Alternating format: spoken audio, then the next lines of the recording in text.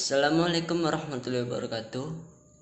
Di sini kami dari kelompok 1 ingin mempresentasikan hasil diskusi kami yang berjudul Komunikasi Lisan dan Tulisan. Sebelum itu, perkenalkan, nama saya Afra Tegar Wibisono dengan NIM 0704203026. Perkenalkan, nama saya Rubiah dengan NIM 0704201017.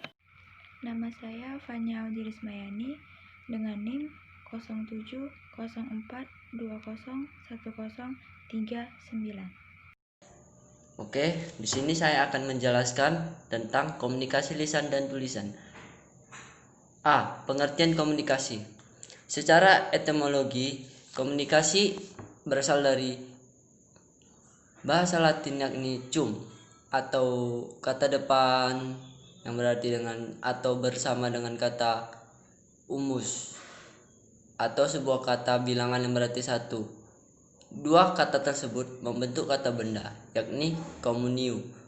Communio ini dalam bahasa Inggris disebut sebagai communion yang artinya adalah kebersamaan, persatuan, persekutuan, gabungan, pergaulan, atau hubungan.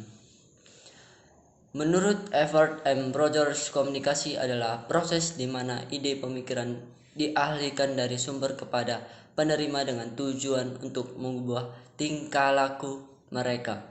Adapun definisi komunikasi yang diungkapkan oleh Shannon dan Haver bahwa komunikasi adalah bentuk interaksi manusia yang saling mempengaruhi antara satu sama lain.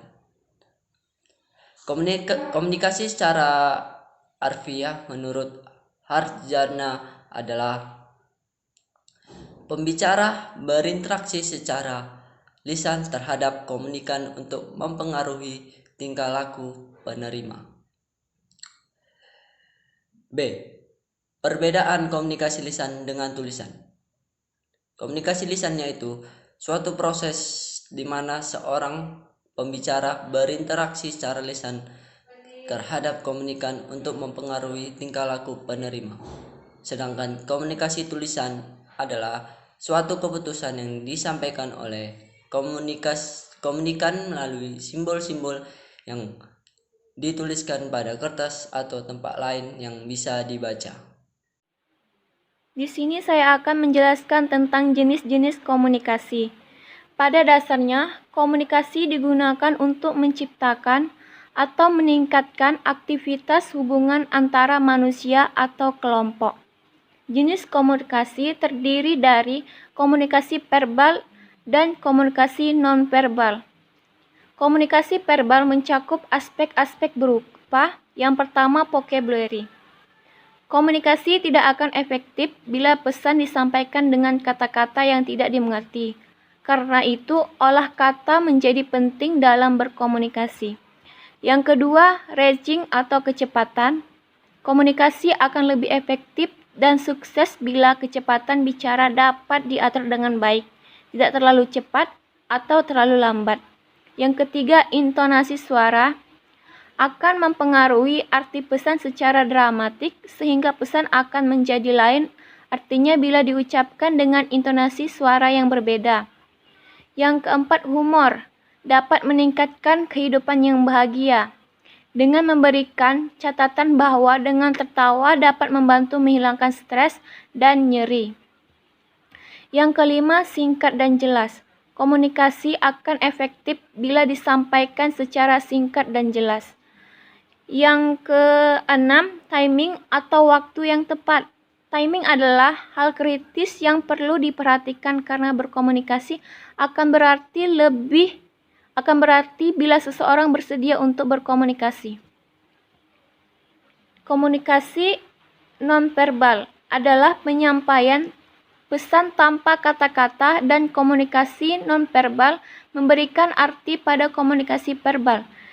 Yang termasuk komunikasi nonverbal adalah ekspresi wajah, kontak mata, sentuhan, postur tubuh dan gaya berjalan, sound atau suara, dan yang terakhir gerak isyarat.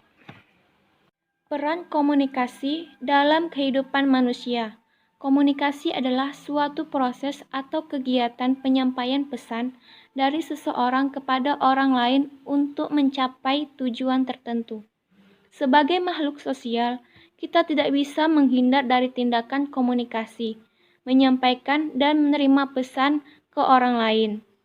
Tindakan komunikasi ini terus-menerus terjadi selama proses kehidupannya. Prosesnya berlangsung dalam berbagai konteks, baik fisik, psikologis, maupun sosial, karena proses komunikasi tidak terjadi pada sebuah ruang kosong. Pelaku proses komunikasi adalah manusia yang selalu bergerak dinamis. Komponen-komponen dalam berkomunikasi.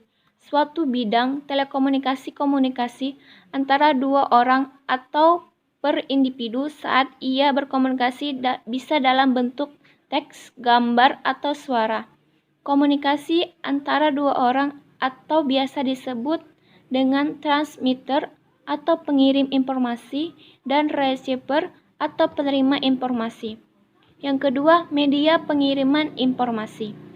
Pada zaman dahulu, berkomunikasi melalui media pengiriman dalam bentuk teks dan gambar dikirim melalui udara atau merpati pos. Dengan adanya perubahan zaman atau perkembangan zaman, manusia sudah mengenal listrik. Informasi dilakukan dengan bantuan sinyal listrik, contohnya ialah telepon. Yang ketiga, informasi dan sinyal.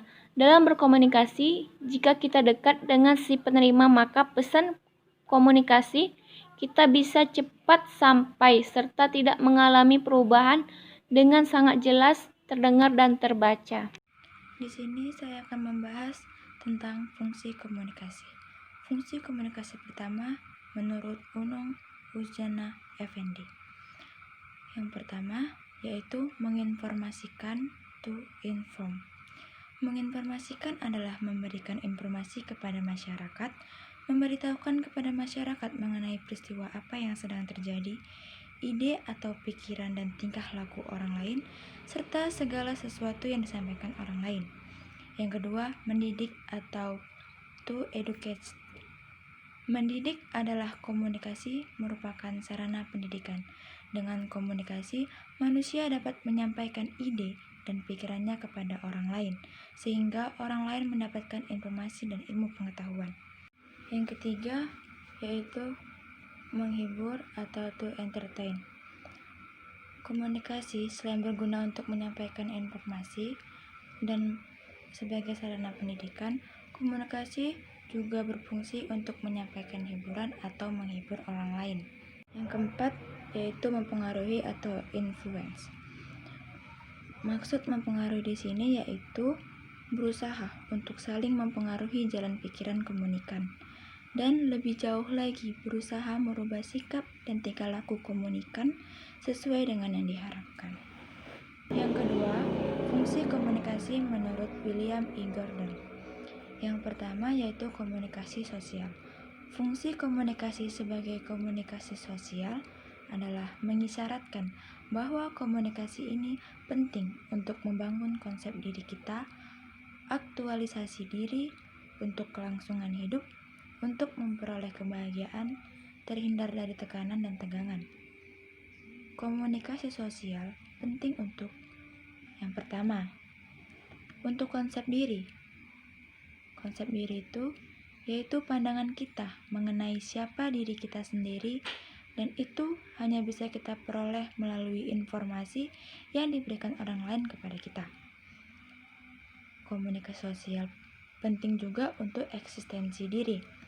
Dengan berkomunikasi, kita dapat menunjukkan eksistensi diri kita atau aktualisasi diri. Komunikasi sosial juga penting untuk kelangsungan hidup, memupuk hubungan, dan memperoleh kebahagiaan. Yang kedua, yaitu komunikasi ekspresif. Komunikasi ekspresif dapat dilakukan sendiri maupun berkelompok. Komunikasi ekspresif dapat dilakukan sejauh komunikasi tersebut menjadi instrumen untuk menyampaikan perasaan atau emosi kita. Komunikasi ekspresif tidak otomatis bertujuan mempengaruhi orang lain. Perasaan tersebut terutama dikomunikasikan melalui pesan-pesan non-verbal. Komunikasi ekspresif ini ada dua. Yang pertama, komunikasi ritual. Komunikasi ritual sering dilakukan secara kolektif. Mereka yang berpartisipasi dalam bentuk komunikasi ritual menegaskan komitmen mereka kepada tradisi keluarga, suku, bangsa, negara, ideologi, atau agama. Yang kedua, komunikasi instrumental. Komunikasi instrumental mempunyai beberapa tujuan umum, antara lain menginformasikan, mengajar, mendorong, mengubah sikap dan keyakinan, dan mengubah perilaku atau menggerakkan tindakan, dan juga untuk menghibur. Syarat terjadinya komunikasi yang baik. Ada dua hal yang utama sehingga komunikasi yang terjadi dapat terlaksana dengan baik. Yang pertama yaitu transmitter dan receiver bicara bahasa yang sama. Jika ingin berkomunikasi, harus menggunakan kode sinyal yang sama yang dapat dipahami oleh kedua peralatan telekomunikasi tersebut. Berkomunikasi manusia dengan manusia lebih baik dibandingkan berkomunikasi manusia dengan hewan. Karena jika manusia berkomunikasi dengan hewan, maka harus menggunakan bahasa isyarat tertentu agar dipahami oleh hewan tersebut. Yang kedua, adanya pengontrolan terhadap kesalahan. Untuk menghasilkan komunikasi yang baik, transmitter dan receiver harus memiliki pengontrolan terhadap kesalahan-kesalahan dalam mengirim atau menerima pesan informasi. Dengan bantuan rangkaian atau aplikasi pemrograman, pendeteksi, dan pengoreksi kesalahan, maka kesalahan dalam pengiriman informasi dapat segera diketahui dan diperbaiki, dan memastikan receiver menerima pesan atau informasi yang benar dan akurat. Dari penjelasan kami di atas dapat disimpulkan bahwa berkomunikasi bisa menggunakan lisan serta juga bisa menggunakan tulisan. Komunikasi lisan berbentuk dengan mengucapkan kata-kata secara lisan dan secara langsung kepada lawan bicara kita. Sedangkan komunikasi tulisan yaitu saat kita berkomunikasi menggunakan tulisan seperti berkomunikasi melalui pos, telegram, faksimile, surel, dan sebagaimananya. Jenis-jenis komunikasi ada dua, yaitu verbal dan non-verbal. Komunikasi verbal ada beberapa jenis, yaitu vocabulary, rhyming, timing, singkat dan jelas, humor dan rintihan. Sedangkan non-verbal juga memiliki beberapa jenis, yaitu ekspresi wajah, kontak mata, sentuhan, postur tubuh, dan gaya berjalan, bahasa isyarat, sound atau suara. Peran komunikasi dalam kehidupan manusia menjadi penting karena melalui komunikasi seseorang menyampaikan apa yang ada dalam benak pikirannya dan perasaan hati nuraninya kepada orang lain, baik secara langsung maupun tidak langsung. Melalui komunikasi, seseorang dapat membuat dirinya tidak merasa terasing atau terisolasi dari lingkungan sekitarnya. Syarat komunikasi yang baik. Komunikator dan komunikan jika ingin berkomunikasi harus menggunakan kode sinyal yang sama dan dapat dipahami oleh keduanya. Dengan bantuan rangkaian atau aplikasi pemrograman, pendeteksi dan pengoreksi kesalahan, maka kesalahan dalam pengiriman informasi dapat segera diketahui dan diperbaiki, dan memastikan komunikan menerima pesan atau informasi secara akurat. Demikian yang dapat kami sampaikan. Kami harap semua pendengar atau pembaca makalah kami dapat mengetahui serta memahami tentang komunikasi lisan dan tulisan dan hal-hal yang menyangkut komunikasi seperti apa yang telah kami jelaskan.